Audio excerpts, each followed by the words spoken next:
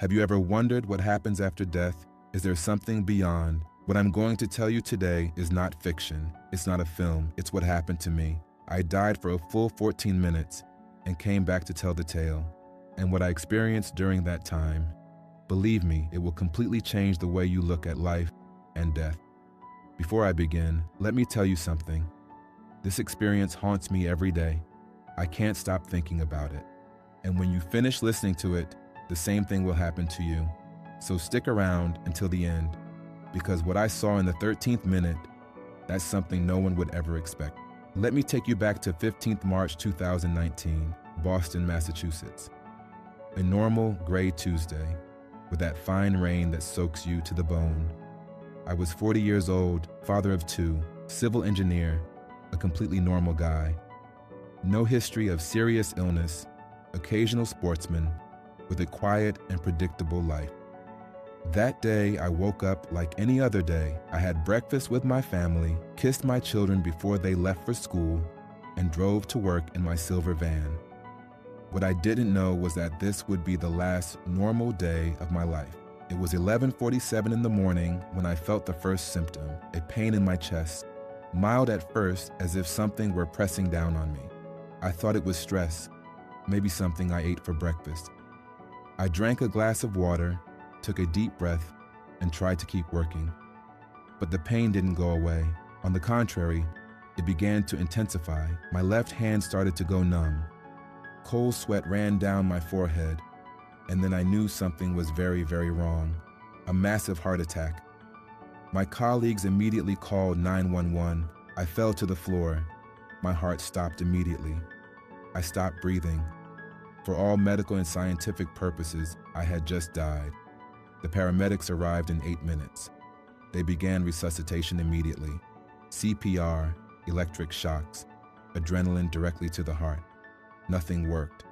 The heart monitor showed a completely flat line, no pulse, no measurable brain activity, officially dead. But this is where the story gets really strange. While the doctors were fighting to bring my body back to life, in that ambulance, I was experiencing something that defies all logic, because according to what I experienced, verified by multiple doctors and recorded in official medical documents, I was fully conscious. Let me tell you exactly what I experienced. The first thing I remember is a feeling of absolute liberation, as if I had been carrying an invisible weight on my shoulders my whole life, and suddenly, that weight was completely gone. I felt no pain at all. And that seemed strange to me because seconds before, the pain in my chest was unbearable. Now, nothing. Then I heard the voices, clear, distinct. It was the paramedics. I could hear them talking about me, giving orders, counting aloud as they performed chest compressions. But there was something strange. I could see them, not with my physical eyes. Those were closed. My body was lying on the stretcher. But I could see them from above, as if I were floating near the ceiling of the ambulance, looking down, observing the whole scene. I saw my own body, pale, motionless, eyes closed. I saw the young, brown-haired paramedic pressing desperately on my chest. I saw the female paramedic, about 50 years old, preparing another shock from the defibrillator. I heard her say, "It's been 6 minutes, he's not responding." I tried to speak to them. "I'm here, I'm fine, can you see me?" But they didn't react. They couldn't hear me. And at that moment, I realized I was dead. My body had stopped functioning. But I, my consciousness, my essence, whatever we are beyond flesh and bones, I still existed. And then something happened that would change everything.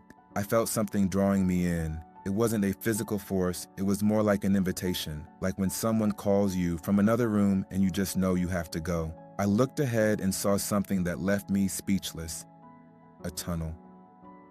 I know it sounds cliche, like all those stories you have heard, but I swear it was real. A tunnel of light stretching out in front of me, bright, warm, infinitely welcoming. I wasn't afraid. That's what surprised me the most afterwards. I should have felt terror, panic, but instead I felt peace, a peace I had never experienced in my 40 years of life. As if finally, after so long, I was home. I began to move towards the light. I wasn't walking, I was simply gliding, floating, moving forward effortlessly, and the closer I got, the more intense that feeling of unconditional love became. As if all the love I had received in my life, from my parents, my wife, my children, was multiplied 1,000-fold and enveloped me completely.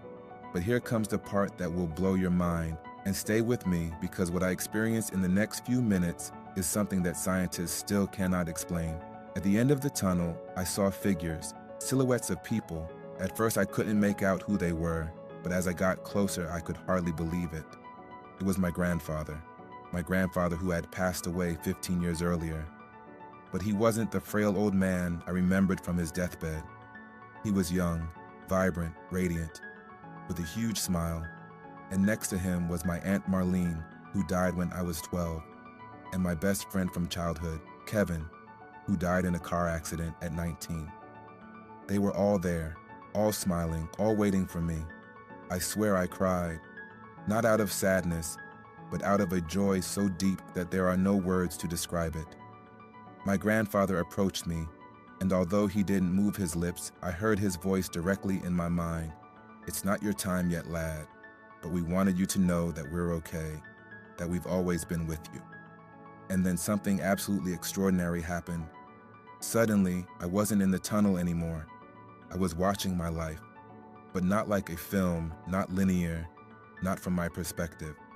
I was experiencing it from the perspective of every person I had ever interacted with. I felt my mother's love when she first held me as a baby. I felt the pain I caused when I argued with my brother at 16. I experienced the joy I gave my wife the day I proposed to her. I felt my father's pride when I graduated from university.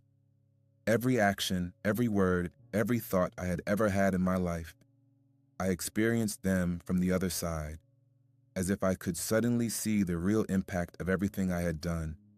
The times I was kind to a stranger and made their day. The times I was impatient and hurt someone without realizing it. It was all there. It all mattered. There was no judgment. There was no judge punishing or rewarding me. But there was something more powerful. The absolute truth of who I had been and how I had affected the world around me. I tell you, in that moment I understood something fundamental. That life is not about accumulating things, about being successful in the traditional sense, about winning arguments or being right. Life is about love, about connection, about how you make others feel. That's the only thing that transcends, the only thing that really matters. And just when I thought I would stay there, in that state of total understanding and infinite peace, I heard a different voice. It was my daughter, my little Emma, 7 years old. I didn't see her, but I heard her voice clearly, as if she were whispering directly into my ear. "Daddy, come back. I need you." I felt a tug, as if an invisible rope was pulling me with incredible force. I saw my grandfather nodding his head, smiling. "Go, they need you. You still have work to do." And suddenly everything went black. My next memory is an explosive pain in my chest, the feeling of electricity running through my body, the sound of the heart monitor beeping erratically, voices shouting, "We've got him, we've got a pulse." I had just come back from the dead. After exactly 14 minutes without vital signs, the doctors called it a miracle. Medical statistics said it was virtually impossible. After 10 minutes without oxygen, the brain suffers irreversible damage. Not only did I come back, I came back completely intact. No brain damage, no physical after effects, as if those 14 minutes had never happened to my body. But to my consciousness, to my soul, they had lasted an eternity. It took 3 days before I could speak coherently.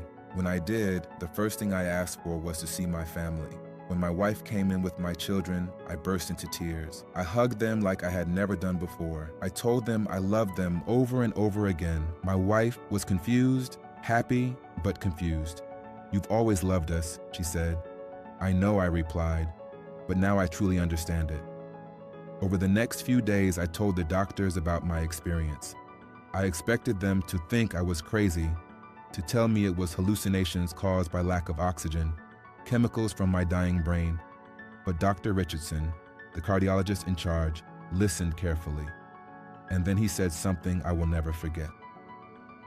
Your case is not unique. I've seen other people come back after being clinically dead, and about 20% report similar experiences. Science can't fully explain it. Some say it's the brain creating one last narrative before shutting down. Others believe there's something more. Honestly, after 30 years in medicine, I'm no longer sure what to believe. But there was something that made my case particularly special. During resuscitation, while I was dead, I claimed to have seen and heard specific things. I described the young paramedic with an anchor tattoo on his left forearm. No one had mentioned that detail to me. I remembered that the senior paramedic had said exactly, "We've been at it for 6 minutes. He's not responding." The audio recordings from the ambulance confirmed those exact words. I described a coffee stain on the ceiling of the ambulance, something that I, lying on the stretcher with my eyes closed, could never have seen. The doctors verified every detail. They were all correct, impossibly correct. Years have passed since my experience, and I'm going to tell you how it changed my life. Before, I was living on autopilot. I went to work, paid the bills, spent time with my family, but I wasn't really present.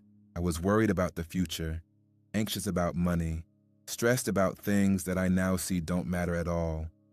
After I died, after I saw what I saw, everything changed. Now every morning I wake up grateful, grateful to breathe, to see the sun, to hear my children's laughter. I tell my wife I love her every day, several times a day. I walk in the park and really see the trees, the flowers, the sky, as if I were seeing the world for the first time.